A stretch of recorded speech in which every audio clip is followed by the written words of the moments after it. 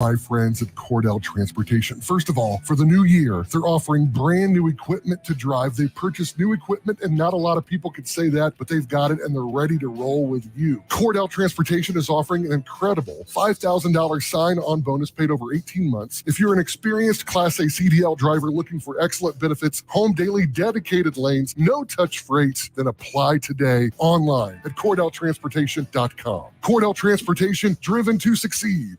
Save $104 on select sets of 4 Nokian tires now through February 17th. Only at AAA Tire and Auto Service. Details at AAA.com/mycar. The Bruins in Beantown. Pasternak rips one from the high slot. He scores!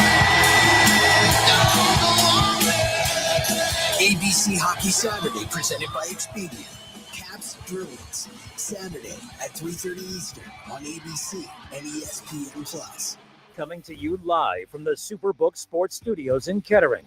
You're listening to Dayton's ESPN Radio, 1410 Wing AM.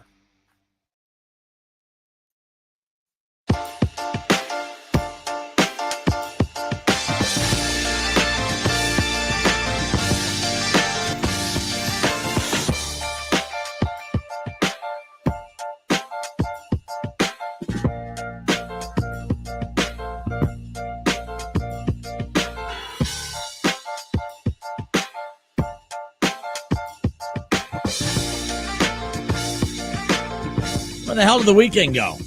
It went quick, man. Very fast. Very fast weekend. Happy Monday. Good Monday. It's the Kinner Kev Show. Dayton's ESPN Radio, 1410 Wing AM. I'm Justin Kinner. He's Kev Nash. Mr. Kev Nash, welcome. What up, though? Off and rolling here. That weekend was fast. Had a good weekend. Identity stolen, then got it back. Ha-ha. Got it back. Then got a new truck. Uh-oh. Got a new truck. Uh-oh. Yep.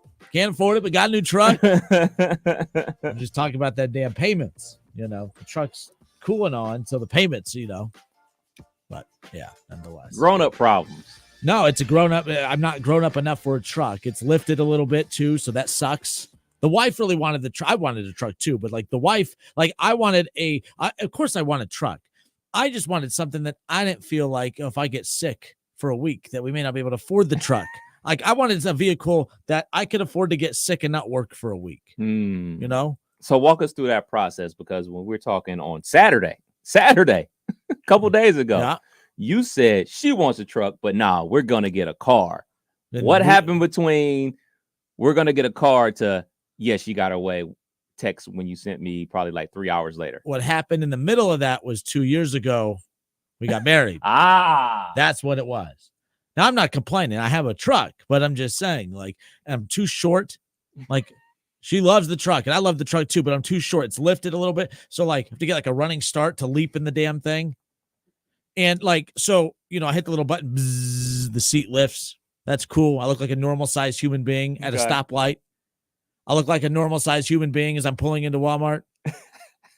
Then I look like a fun-sized individual when I have to hop out of the car and roll my damn ankle. Oh, goodness, man. So you like the truck, huh? I love the truck. Shout out, by the way, to, you know, my friend Brad Mays, his mom Rita. She works out at Germain Ford. They got us all hooked up with got my wife hooked up with the truck and me with an expensive monthly bill. That's a good question. Because it was my turn to get the damn car. It was my car that broke down, not hers. My car broke down, not hers. My car broke down. I should have been going to and it's my truck. But she's driving it. I have the Equinox here at work today. The gold Equinox with the little flowery, the smelly good thing in the front. So it's her truck. I saw like a tampon or something in the back a little bit ago. I'm like, this ain't my vehicle, man. Like, what's happening here? Like, I got bamboozled. I got tricked. I got married. And I love her to pieces, and she is so happy. Like, I'm happy that she's happy, but I'm driving an Equinox, dude. Got a big-ass, badass truck in my driveway right now, and she's driving it, and I got the Equinox with a tampon in the back. I don't understand what's happening to my life. I can't even respond to that. That's going to make a great video for Facebook, by the way. Happily married, and I am, but that's going to hit different. That bill. That car payment. This dude just said tampon. Twice, 3 times because you had yours in there. There was just some womanly products left that rolled out of a purse or something. I'm kind of, she has the truck. But yes, the worst part is there's not even like a handrail like to hold on to, like pull up. And I don't want to pull on the steering wheel and wear and tear that thing just because my short ass can't get in the truck. So I literally hop, Kev. I put my foot up, and then I have to do this like 1, 2, and then 3, like time it out so I get a hop. But it's so embarrassing. So she gets the truck on Monday, Wednesday, Fridays, and you get it on Tuesdays and Thursdays? That's the hope. Okay. That's the hope. I'll see the truck tomorrow then. Mm-hmm. You can see the comedy of me trying to get in and out of it. So the other funny part is, don't worry, I'll get the video, guys. I've never felt shorter. So Costco, I don't know why they have to have like these superhuman sized carts. It also ticks me off. You go to Walmart, regular human being sized carts. I could push the cart. I feel like a normal sized human being, even though I'm not. Costco, the damn thing goes up to my chin.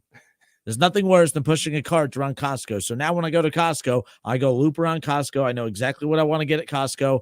And then I go get the cart and I sprint through and get out of there. But there's no, excuse me, part of me. You just see like my nose. I look like the guy from Home Improvement, just, walking around the damn Costco. Anyways, it's not about me today. It's not about me today. Again, I hope everyone had a great weekend. But I got a truck, so I'm in a very good mood because of that. Got my wife a truck. Congratulations, man. My wife got me in her truck. Whatever you want to word it. Whatever.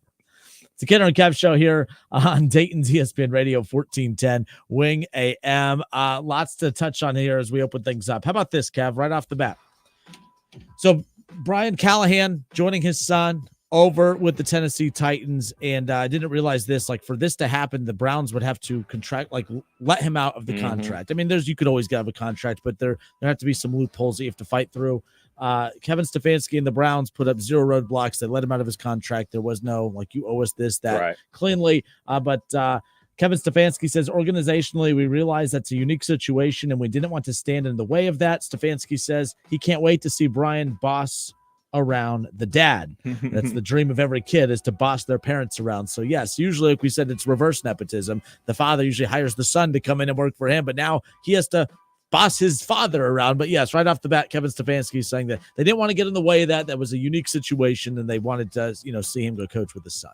Yeah, this is pretty cool. I mean, obviously the Browns are doing right by Callahan, quote unquote, allowing him to go work with his son. I mean, that's what you really want out of a place that you work for. You give it your all, and he's definitely giving his all to the Cleveland Browns. Got that offensive line whipped into shape. Very good offensive line. I mean, he's taking undrafted guys, made them Pro Bowlers. He's taking 4th-rounder guys from Ohio State, DeJuan Jones, and he's become the guy that everybody thought he would become when he came to Ohio State. So, he did right by them, and the Browns did right by him as well. So that was pretty cool. So next up on the news, how about this? The Seahawks are expected to hire Jay Harbaugh as their special teams coordinator under new head coach Mike McDonald. Now, this is according to Albert Breer. There were rumblings that he'd follow his dad to the Chargers, but he's instead headed to Seattle. Chargers are likely to retain Ryan Fickens as well. That's a relevant part of the tweet right there. But yes, Jay Harbaugh not following his father. He's going to the obviously, the Seahawks. Good the Harbaugh family extending throughout the NFL. Yeah, good for him. I mean, look, man, I'm not sure really what a special teams coach does, especially in college and the NFL. Besides, look at a whole bunch of plays and try to find gaps where they can, come up with punt blocks and things of that nature.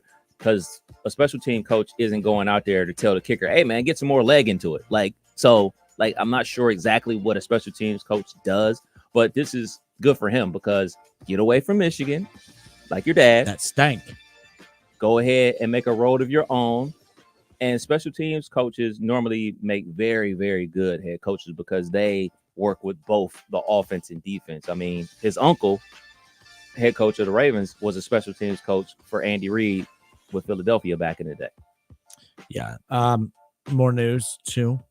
Steve Belichick. It's a lot of, you got Brian going to coach with his son, but a lot of sons getting opportunities. Steve Belichick has accepted the offer to become the new defensive coordinator for the University of Washington. Didn't see that coming.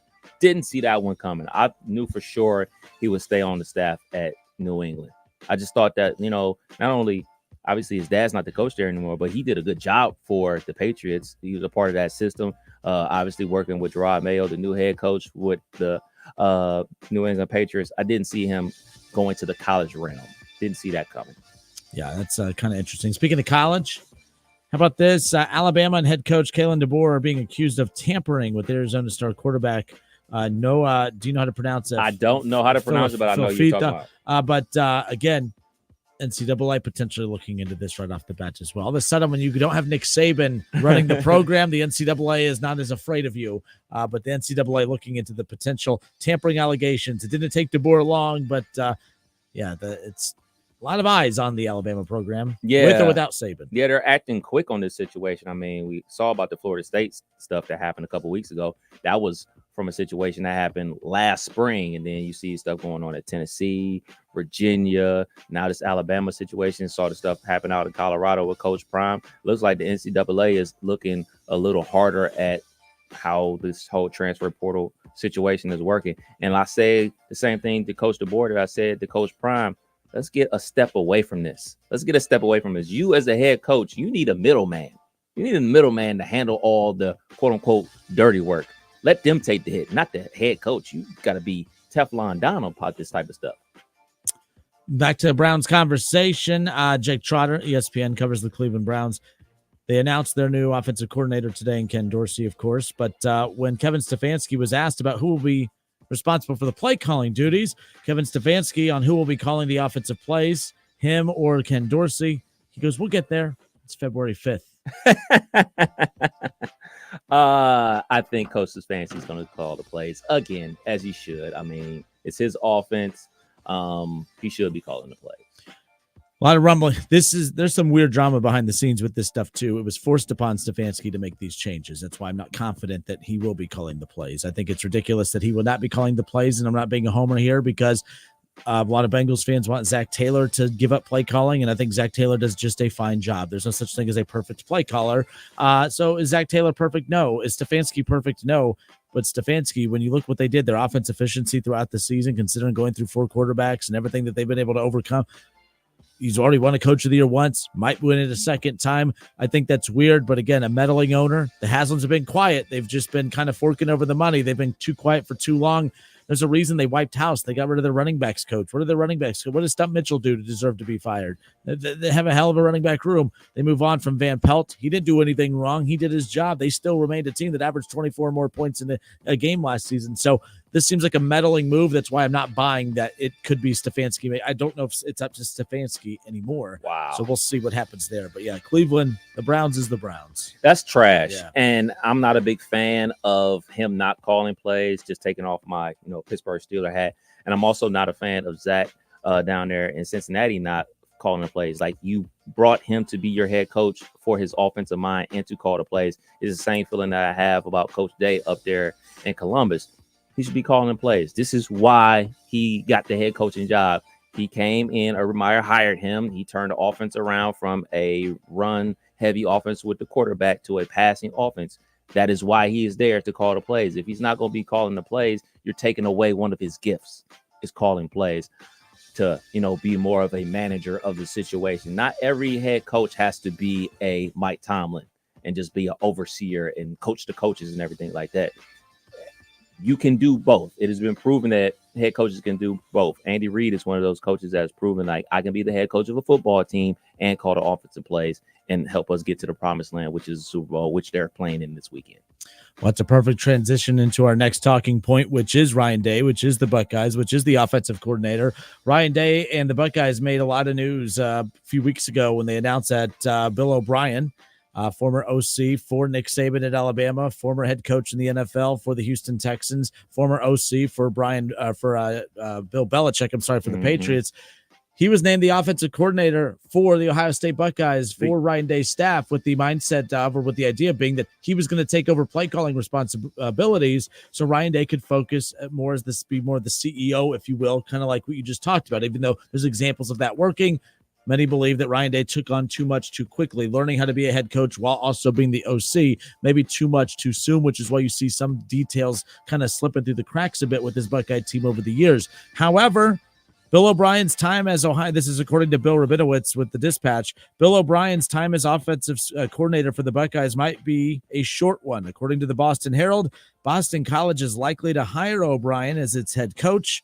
O'Brien is a Boston native. So Kevin and I are going to talk about this on the other side. This could be, I don't think this is as big a deal as people are making, but it definitely caught people's attention when the news broke earlier today, or the rumors started earlier today. We're also going to talk about this with Bill Bender from the Sporting News coming up at the top of the hour as well. We've got a lot of college football stuff on deck for you here today. But Bill O'Brien, still the OC as of right now for the Buckeyes. Still.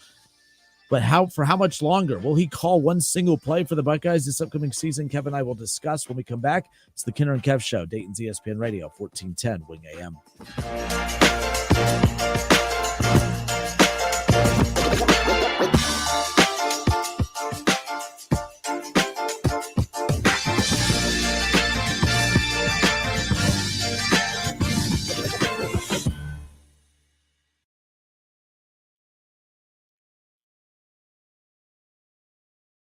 Listen, stream, watch. It's the Justin Kinner Show with Kev Nash, right here on Dayton's ESPN Radio, 1410 Wing AM.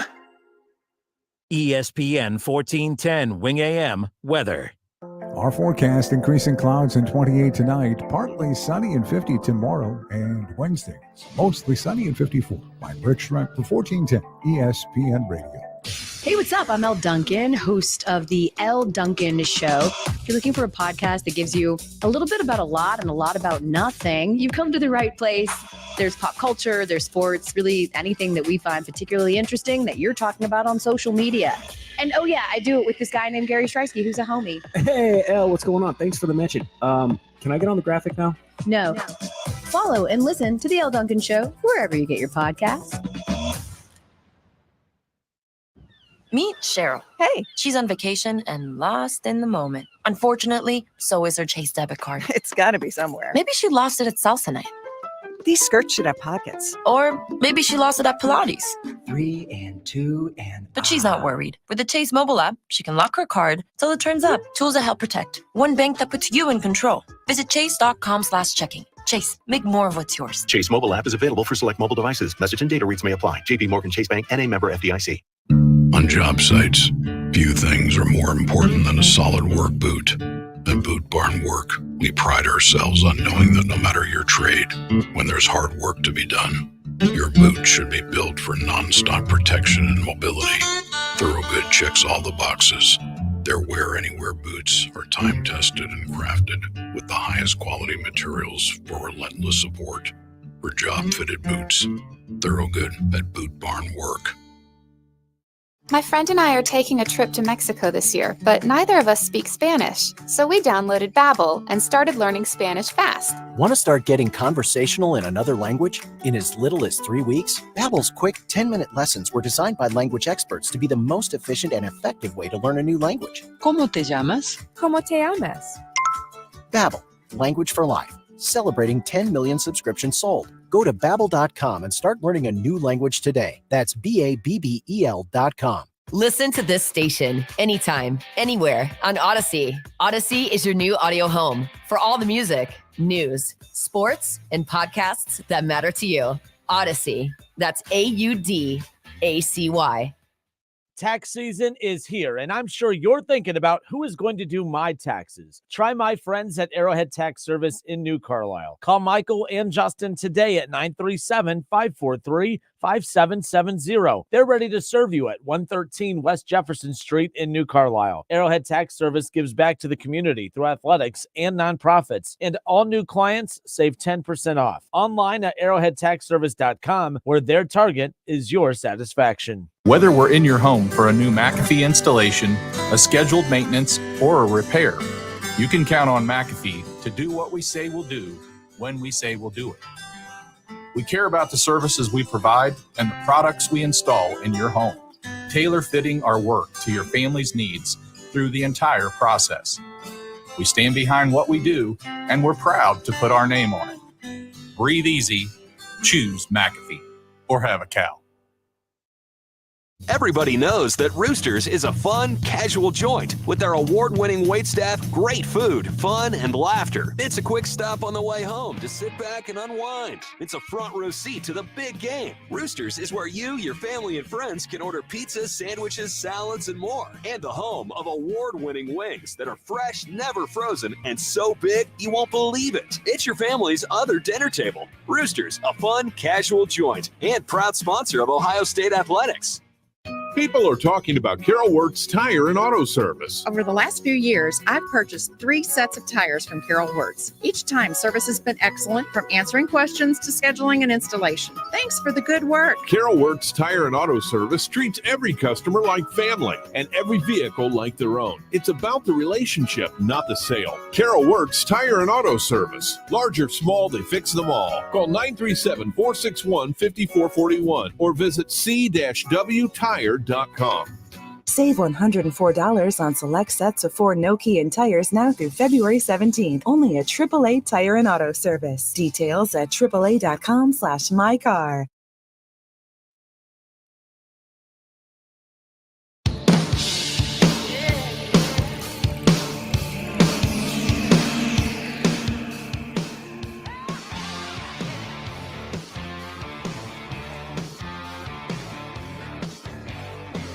We are back. It's the Kinner Kev Show, Dayton's ESPN Radio, 1410 Wing AM. We welcome you back here on a Monday.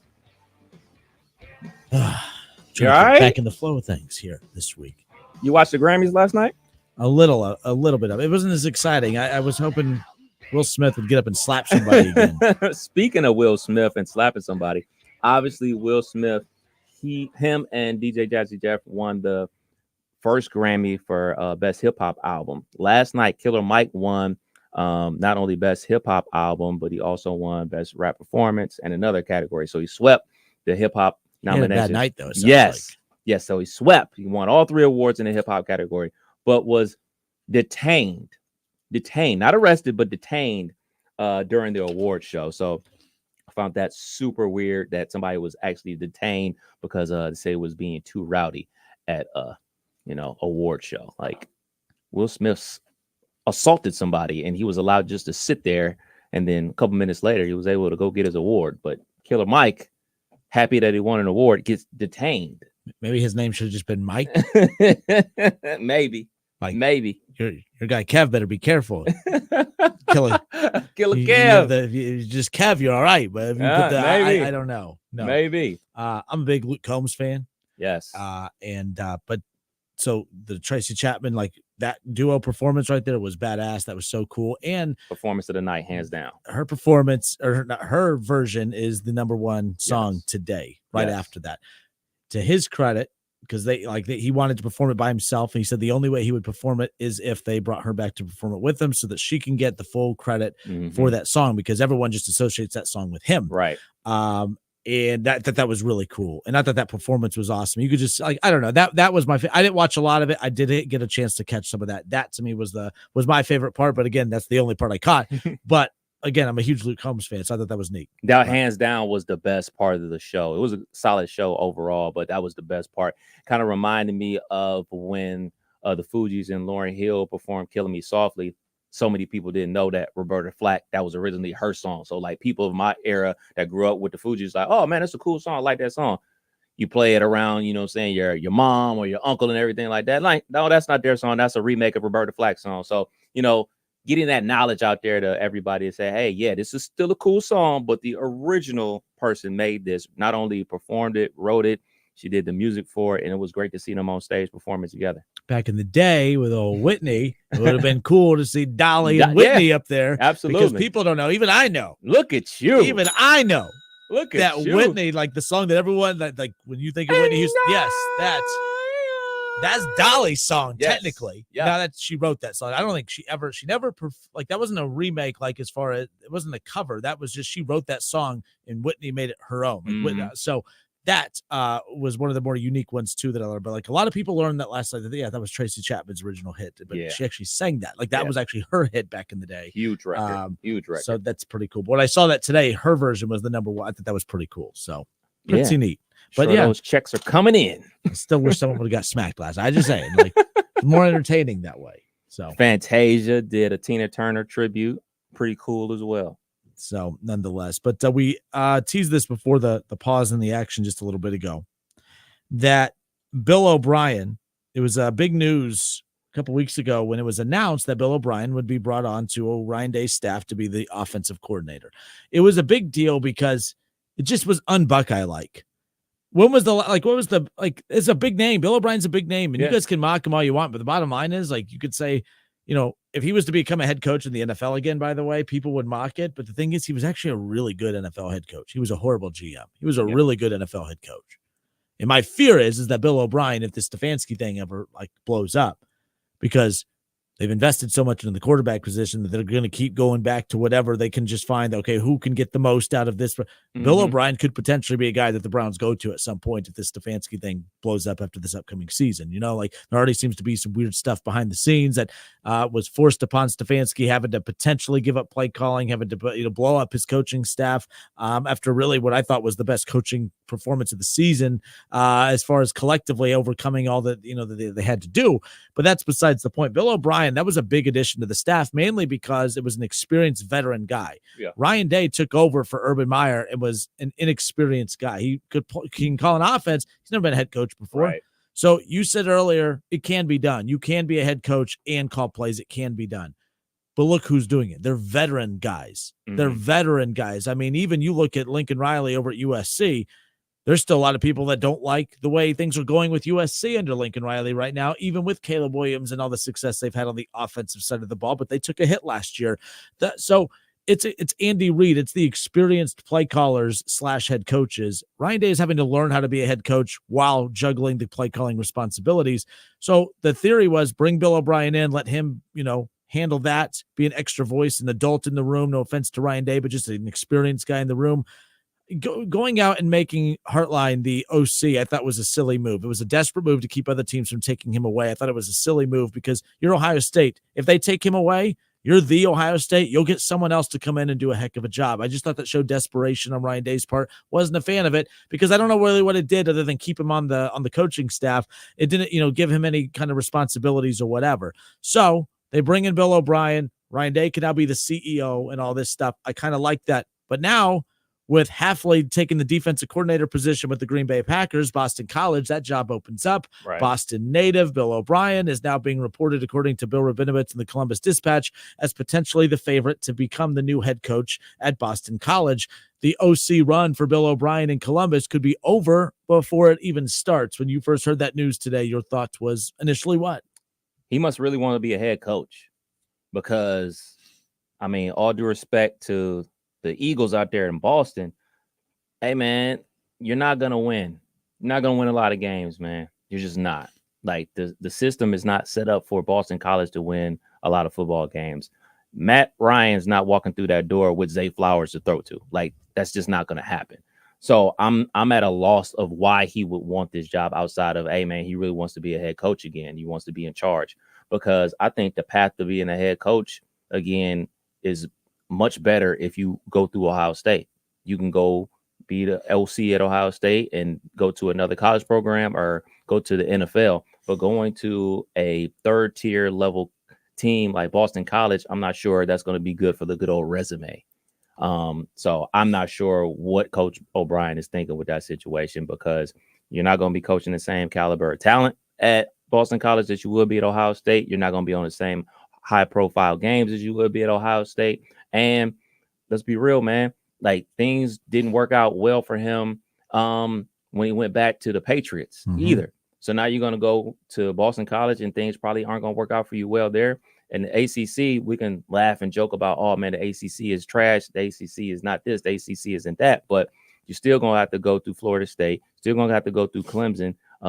Just off of recruiting alone, those teams are going to be better than you. And then all the guys that NC State is bringing back and all the money that Louisville has spent on the transfer portal, those are 4 teams off the bat that I know for sure are going to be better than you.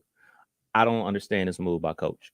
Now, to be clear and to be fair, he has not done this yet, and there's been no reports of his camp coming out and saying that he's interested in it. They're just kind of connecting dots. Now, Bill Rabinowitz is a very respected insider for the Columbus Dispatch. He doesn't put anything out there just to get clicks. He's an established writer that doesn't have to do that, so I'm not discrediting him or saying I don't believe him. But again, just one more time, the headline here states that according to the Boston Now, so okay, this isn't even a Bill Rabinowitz thing. So again, I was never questioning him, was not my intention. I just want to make that clear.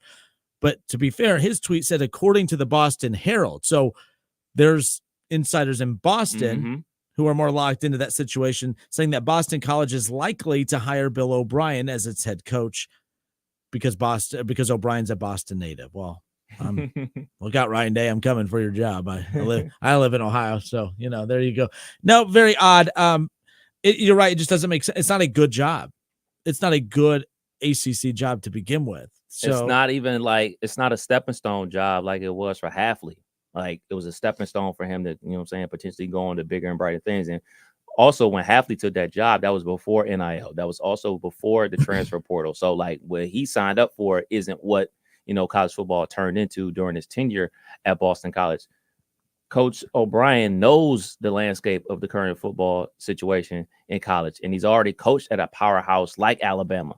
You know what type of guys are at Alabama, at Georgia, at Ohio State, at Clemson, at Florida State, and you're going to go to Boston College just because you want to be a head coach?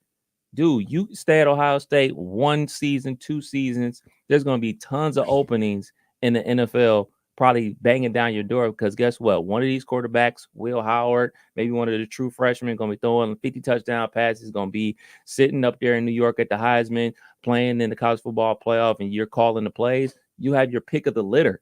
You know what I'm saying? Like you could get a top tier SEC job, another Big Ten job out there. I mean, who knows what's going to happen with Jonathan Franklin? He could go get the Penn State. Oh, he already did the Penn State thing.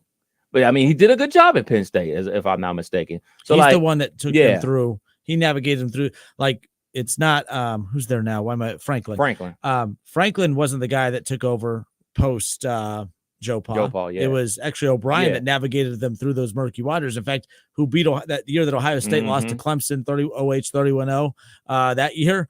The year that Ohio State didn't win the Big Ten championship, lost to the Big Ten champion, but still made the playoff. And that was Bill O'Brien that year that led Penn State. So nonetheless. Yeah, man. So I just don't understand this move by Coach O'Brien. I'm not understanding it, and I have no reason not to believe the reports that are coming out. I mean, there's connections there. So I think ultimately he's going to take that job. My question is for Ohio State, like what happens now? Because we had this master plan all mapped out. All right, Coach O'Brien is going to call the plays. He's learning like what Coach Day likes to do. Does this mean Coach Day is going to take back over the play calling duties, or does this mean they're going to go try to find somebody to be the head, to be the offensive coordinator and play caller? It sets Ohio State back as well.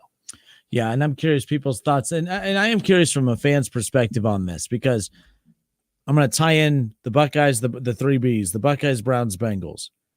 When things start getting a little dicey for Ohio State, Ryan Day needs to stop calling the plays. Mm-hmm.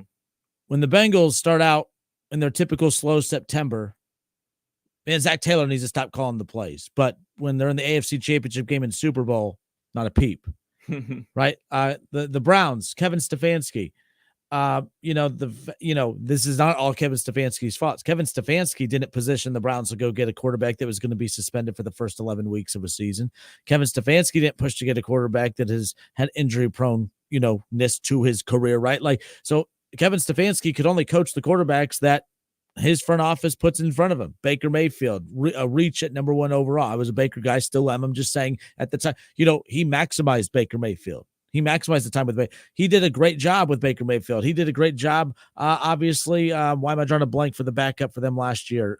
Jacoby Brissett did a great job with Deshaun this season when he was healthy. Did a great job with the 3 other quarterbacks, including legendary Joe Flacco coming out. So, but Browns fans want him to give up play calling. Who the hell are we to know if a coach is good at play calling or not? Like, the bottom line is we're so simple-minded that we think, Well, if they're averaging 30 points a game, he's a good play caller. If they're not averaging 30 points per game, he's a bad play caller. Like, that's really what it comes down to. And it's just wild to me. I really don't think Ryan Day's biggest issue is play calling. It would be nice to take something off his plate. Zach Taylor, I don't think is the best play caller, but he's definitely not the worst. And I don't think it's a deficiency. And same thing with Kevin Stefanski. And I'm sure it's every fan base out there. I don't think it's just ours. For our teams, we cover that. Why is it that, like, is that just the easy thing to do? Just blame the head coach? They don't know how to call plays. They don't know what they're doing. Get a new OC in here. That's wild to me. It's always the play caller. If it's the offensive coordinator, if it's the head coach, that's the play caller. Whenever a play doesn't work, that was a terrible call. Well, sometimes there's execution. Sometimes there is a bad play call. Like, hey, man, I don't like that one. Why are we doing that right there? Some of those things are justified. But overall, it is about the players going out there to execute the play. And we also always forget there's another team on the other side trying to stop you. Yeah. So, like, my whole thing with this is you hired Ryan Day because of his gifts as a play caller. You hired Coach Stefanski because of his play caller skills. You hired Wilson to get all these play calls. You hired McVay to be a play caller. They won a Super Bowl. Like, this is what you brought them in to do. Let them do what they're going to do. It's a Kinner Kev Show here on Dayton's ESPN Radio, 1410 Wing AM. Bill Bender, Sporting News. He'll join us top of the hour. So we'll chat with him about is this a big deal or not, Bill? I don't think it's last thing on this. Bill O'Brien leaving Ohio State, if he does. Big deal or not a big deal? I think it can be a big deal based off of not only what players transfer out, but more importantly, what coaches he takes with him. This isn't just going to affect Ohio State with the relationships that he's built with Ohio State coaches in a short time, but some of the Alabama coaches, some coaches that are at Maryland, some coaches that are at Georgia already. He's going to pluck those guys to come with him to Boston College. So it's a domino effect. Yeah, no doubt about it. For right now, I'm going to say it's not a big deal because just a couple weeks ago is when they announced that he's coming here. Had this been maybe a month or 2 months from now, I'd say, okay, that's kind of an issue, but we'll see what ends up happening ultimately when it's all said and done. But if the worst thing that happens is you end up with a head coach and Ryan Day calling plays and calling an offense that led to 3 quarterbacks being drafted in the first round and 3 Heisman finalists and, most dominant, one of the most dominant offenses in college football for all but one season that he's been the head coach, I don't know what to tell you. I think, I think there's worse things that could happen if you're a Buckeye fan, no doubt about it. We'll talk with Bill Bender coming up about that here in about just under 20 minutes or so. All right, let's talk about college hoops. Wright State responds with a win over the weekend. Dayton, they move up in the top 25 rankings that were just announced earlier today. So let's talk about that. We'll highlight some of those. Ohio State, their losing streak continues. They have not, Ryan Day, Chris Holtmann has not won a road game in over 360 plus days. It's been more than a year since he has won a true road game. That's not good. That is not good. We'll talk about that next. It's Kinner Kev Show, Dayton's ESPN Radio, 1410 Wing AM.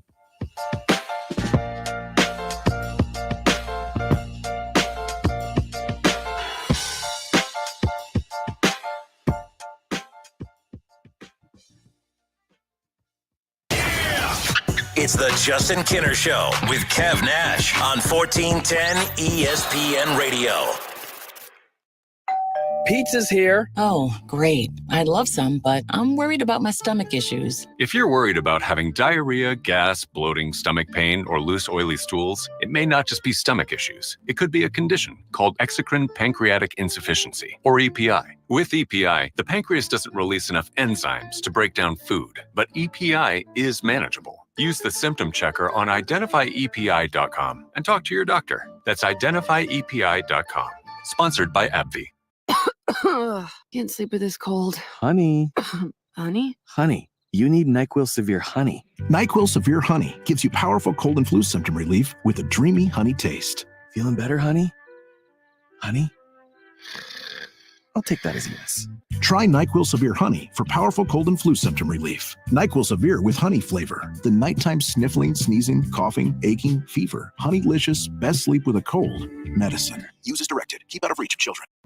It's easy to think all money managers are pretty much the same, but at Fisher Investments, we're clearly different. Different? How? You sell high commission investment products, right? No, Fisher Investments doesn't sell any commission-based investment products. Well, you must earn commissions on trades. Nope. Never at Fisher.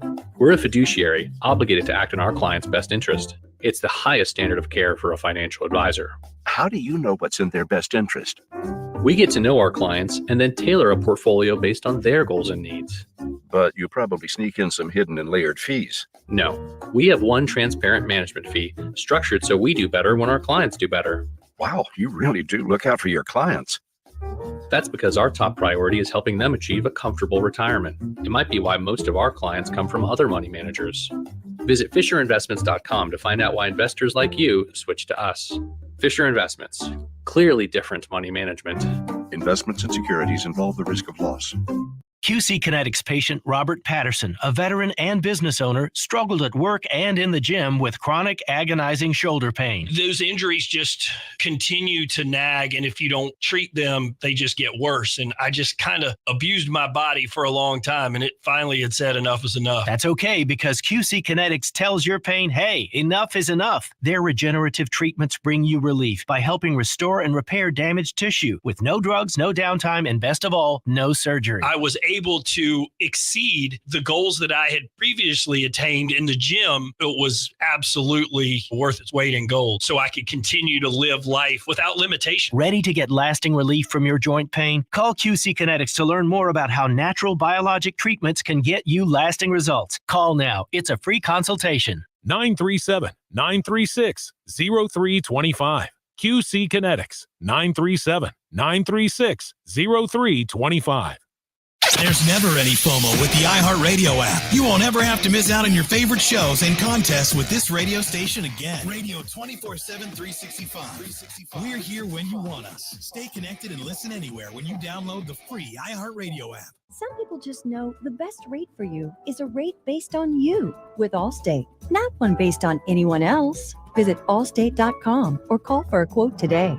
Hungry for a great time? Maybe some great food? Then come on down to your neighborhood Submarine House. Try our oven-toasted deli subs, our mouth-watering salads, pizzas, appetizers, and more. And wash them down with a unique selection of craft beers while watching the big game on our big screens. With locations around Dayton, in Columbus, and our newest sports bar in Kettering, you're never far from a Submarine House. Subs, sports, spirits. Submarine House. Folks, the Colonel here with Homestead Feed and Supply. You've asked for it, and the homesteaders, well, they went out and got it. Homestead Feed and Supply is now a full-blown Purina dealer. You heard that right. Homestead carries Purina feed products, including Fitter, Honor Show feeds, Depth Charge. Heck, they've even got the golden ticket. Stop in to Homestead Feed and Supply, 1833 North Dayton Lakeview Road, New Carlisle, or visit the Homestead Feed and Supply Facebook page. Tell them the Colonel sent you. Hey, let me tell you about the advantages of driving with my friends at Cordell Transportation. First of all, for the new year, they're offering brand new equipment to drive. They purchased new equipment, and not a lot of people could say that, but they've got it, and they're ready to roll with you. Cordell Transportation is offering an incredible $5,000 sign-on bonus paid over 18 months. If you're an experienced Class A CDL driver looking for excellent benefits, home daily dedicated lanes, no-touch freights, then apply today online at CordellTransportation.com. Cordell Transportation, driven to succeed. You have empty office space to fill or home office to create. You know what you need. You know what you'd like. But you also have a pretty good idea after you've shopped around the usual places what you need and what you like might not happen. Well, then you haven't been to Charles Larrick's Warehouse Outlet. Nobody has their selection. Nobody has their discounts. And every week, there's something new. If you need office furniture, Larrick's Warehouse Outlet can sell it to you for half the price and below manufacturer's selected prices. Half price and below on hundreds of items. Selection from budget to the best. Really, desks from $50 to $5,000. Filing cabinets from $25 to $500. Before you go anywhere else, do yourself a favor and come to Larrick's Warehouse Outlet. With 25,000 square feet of selection, you're not going to go anywhere else. Larrick's Warehouse Outlet at 23 McOil Avenue, Dayton. Open Monday through Friday, 9 to 6. Larrick's, continuing the tradition. 9 out of 10 hiring managers are having difficulty hiring today. Robert Half is here to help. At Robert Half, they know talent. Visit roberthalf.com today.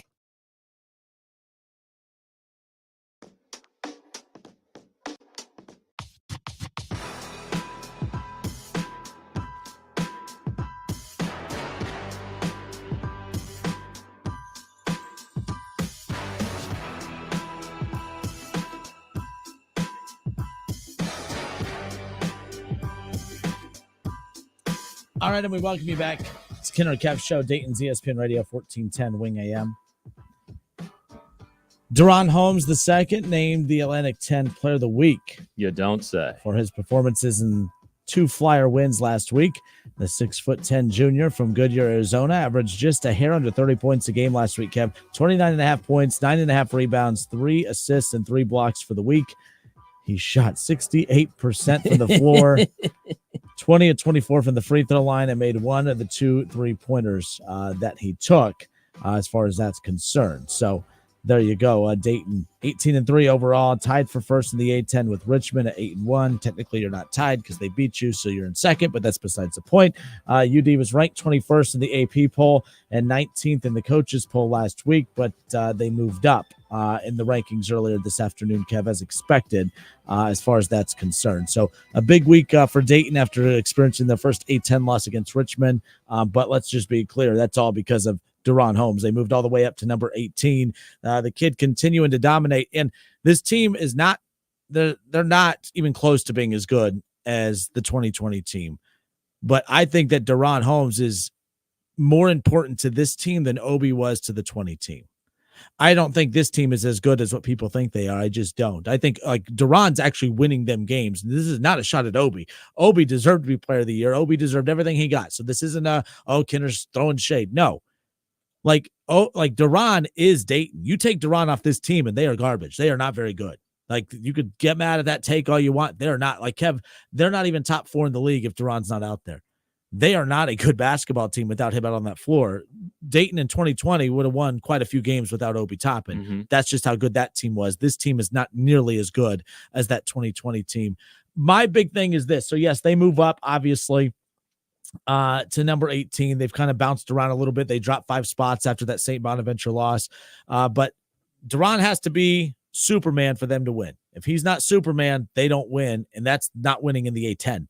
They're going to get a very good seed in the NCAA tournament. But if Deron doesn't have a 28-point performance, almost a double-double performance in the NCAA tournament, they're not going on a run in the NCAA tournament. I don't care if they're a 4 seed or not. I'm not hating here, but all I got to say is this, and I'm just got to use that for those who think I'm hating. I got to throw this out there. Let's say we're using Kentucky. Okay, let's say Kentucky, who right now, Kev, where are they at right now? They're sitting there. They're 17. They're at number 17. Okay, Houston's at 5. Tennessee 6. I really like Tennessee. Tennessee, looks really good too. Duke is in the top 10. They just lost to North Carolina. But let me truly ask this for Dayton fans out there who continue to pile on. Like, they move up a lot because a lot of teams in the top 25 ahead of them keep losing.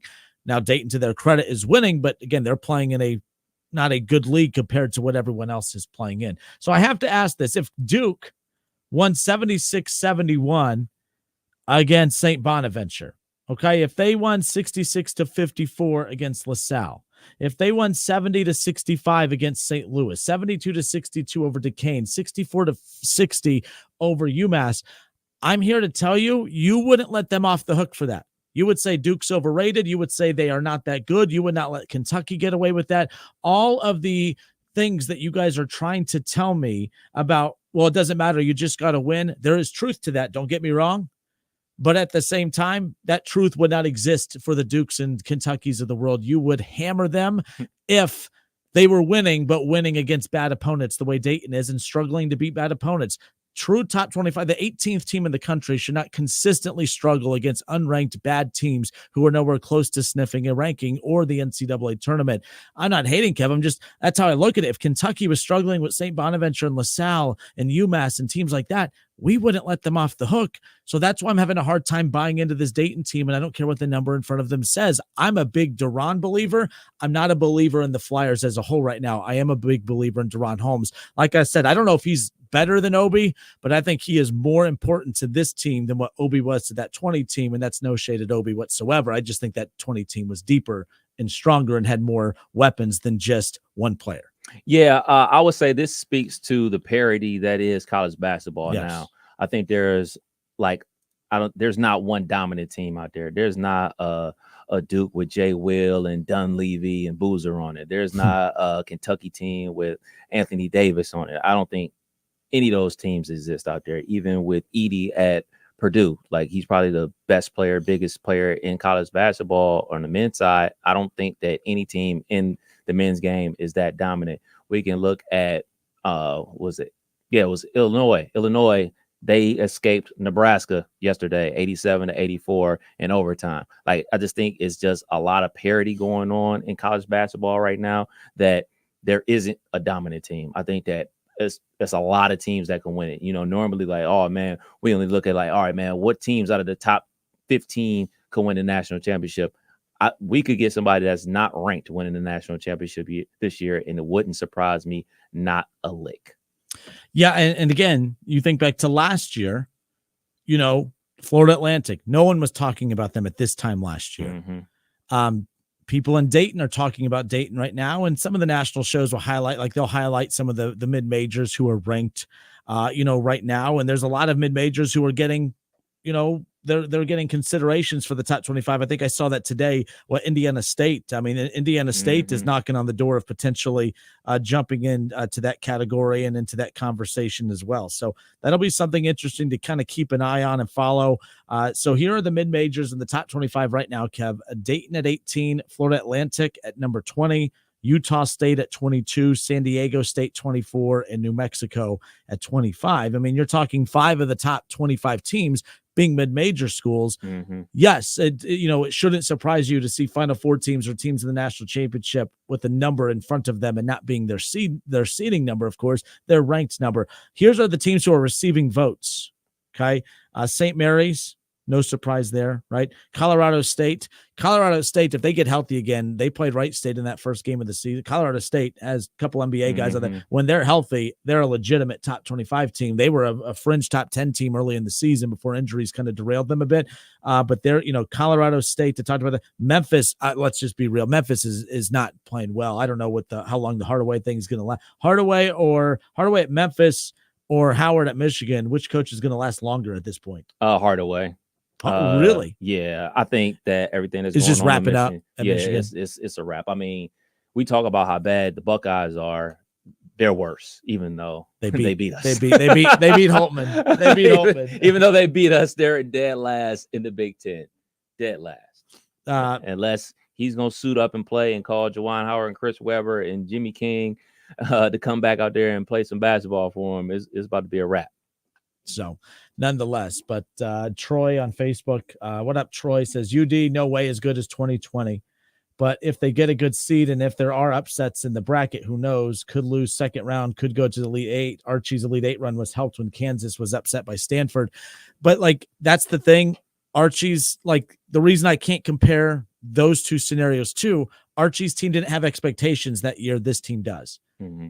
So that matters too, right? I think that if Dayton goes on a run in the tournament, it's no longer a Cinderella run when you're a number 60. If you're a top 15 team in the country, I don't think Dayton getting to the Elite Eight is a Cinderella run. What made Archie's run so special was that they're not supposed to be there, but that was also the last of college basketball as you and I were used to it. That was mid-majors had no business being in Dayton had no business being in the Elite Eight. That's not a shot. That's just the reality of it. There's a reason the term Cinderella teams, if this trend keeps continuing, Florida Atlantic being a Final Four team is no longer a Cinderella story. Dayton making a run, they're no longer their last. Yeah, I think that's the norm. And I'm talking that level. Remember, I've said last week, there's high major, mid major, and I think you're low majors. I think we need to stop just Dayton's not a mid major, but they are by this. But we're gonna get to a point where mid-majors in the Elite Eight, that's the norm now because of the parity, as you talked about. Low majors making runs, that's really that's what we've seen the last couple of years. We're into the Sweet 16s. But yeah, I see what Troy is saying, but I don't think this is a similar thing because Archie's team wasn't expected to do that.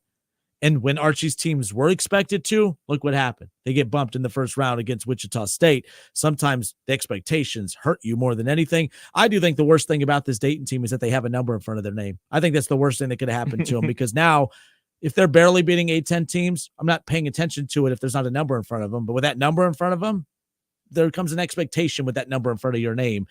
Fair or not, that's just the reality of it. So. Yeah, for me, I get frustrated when people talk about this year's team isn't blah, blah, blah year's team. They're not the 04 team. They're not this team. They're not that team. They don't. What I just did. Thanks. Yeah. But the thing is, they don't have to play them. Yep. And they don't have to play the whatever national championship team was from that other season. They have to play what's in front of them. And if we can talk about college basketball, quote unquote, being down, not as much talent as it was in previous years. Yeah, you're probably right. That bodes well for the teams that are currently playing because, hey, on any given day, you can beat somebody, you can win. Like, I'm not sure if I don't know. Let me look at the top 25. Like, what we got up there? We got what? Purdue is up there. North Carolina's up there. Outside of like those type of teams, like if I'm UD, I'm not scared. I'm not scared of Illinois, Wisconsin. I'm not scared of Iowa State if I'm UD. Now, you bring North Carolina, Kansas to the table, Tennessee, Houston. All right. Okay. Yeah. Arizona. I would be like, all right, well, it's going to be a tough one. If you get past that, I wouldn't be afraid of anybody. The only thing is I only disagree with that because watching Dayton, it's Deron Holmes. And those bigger schools will have multiple big guys to throw at him. And Deron, he fouled 2 dudes out on Friday. I mean, you want to talk about foul disparity. I mean, there was some home cooking. No, I'm just joking. Look, Dayton had the lead. Dayton kept throwing the ball into the post. Dayton kept attacking the rim. Right. That increases your chances of getting fouled. Bonnie's just jacking up threes the whole time. And unless you're closing out too aggressive. So I wasn't going to go there and say that there was home cooking, but I could spin it that way if I want, like some of y'all accuse me of, but I'm defending that stat there because it's true. Dayton, the officials want to even out fouls too, as much as they can. And that trend every time. I always pay attention, like especially calling games now.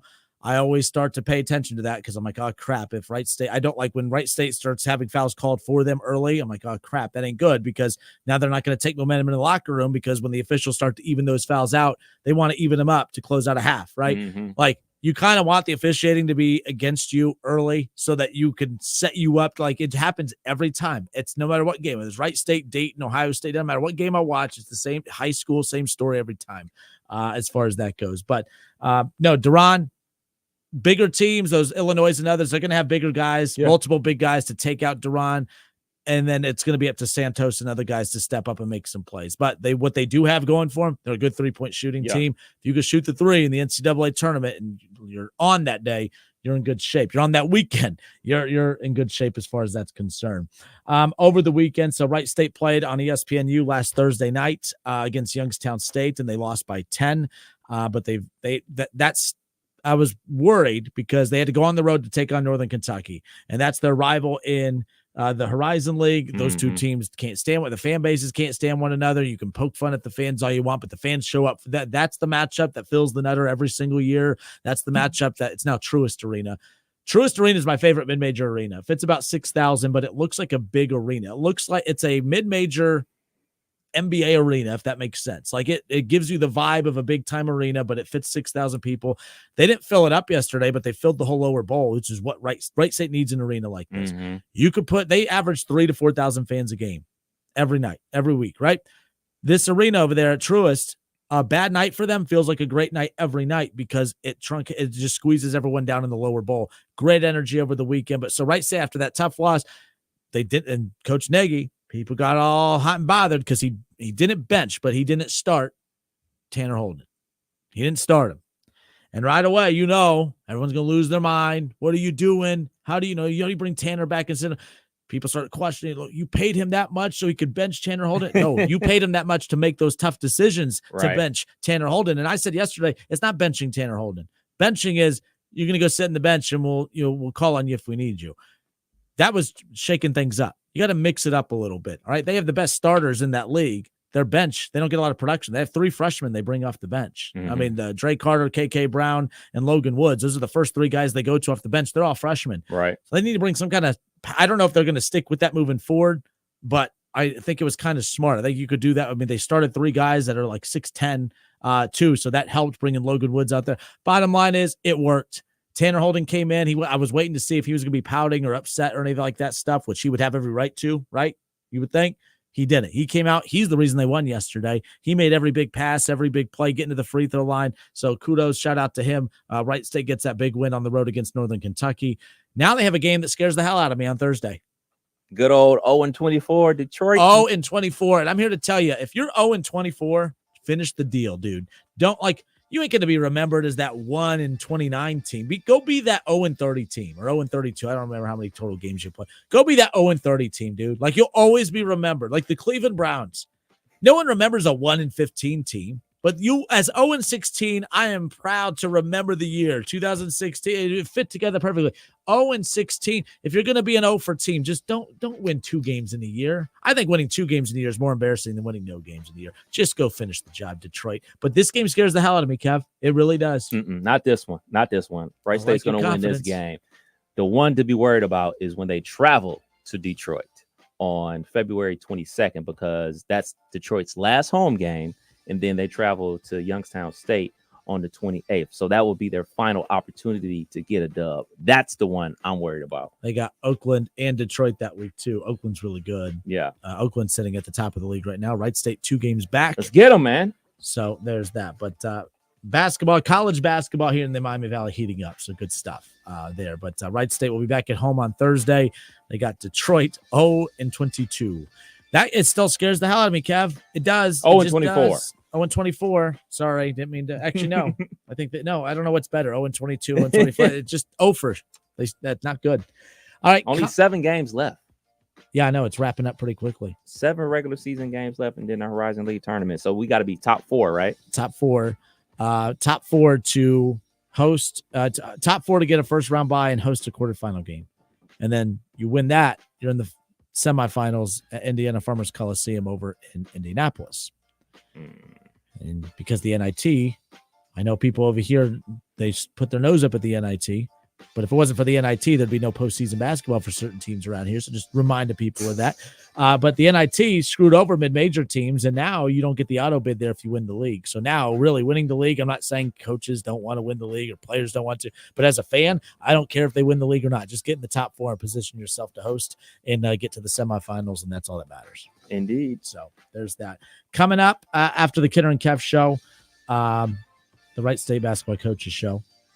I'll be out at Modex. Chris Collins leading the way. I got some questions you can ask Coach for me. I'll make sure to write them down. You're not going to ask the question I want to know.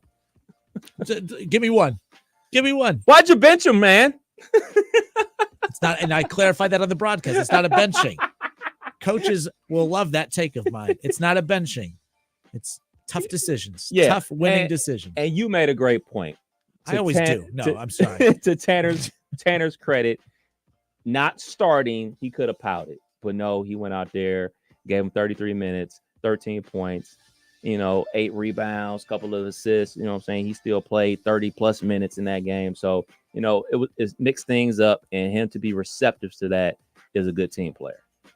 Yeah, and that's key, because he could have come out there and just been whatever, but that wasn't the case. So I think that's pretty cool. But anyways, it's Kinner Kev Show, 1410 ESPN Radio.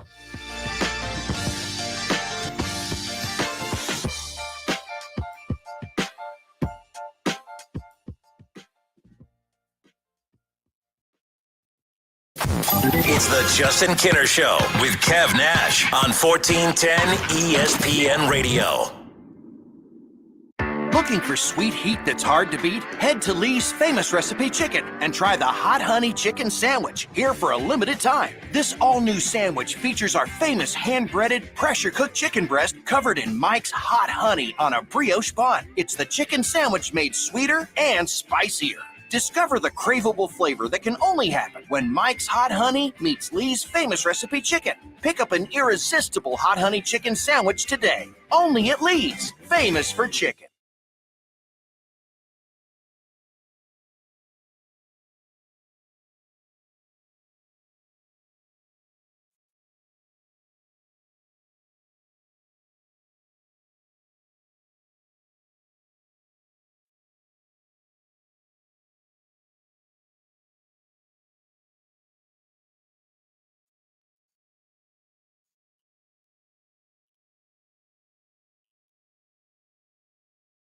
Get your home ready for big game get-togethers. Now, during Menards Super Sale. Save big on party supplies, including folding tables and chairs, grills, slow cookers, party cups, plates, tableware, and trash bags. Plus super deals on food and beverages. Choose from assorted varieties of lots of matzo pizzas. 2 for just $11. Assorted flavors of 16-ounce Snapple are just $4.99 for a 6-pack. Score big savings. Now, during Menards Super Sale.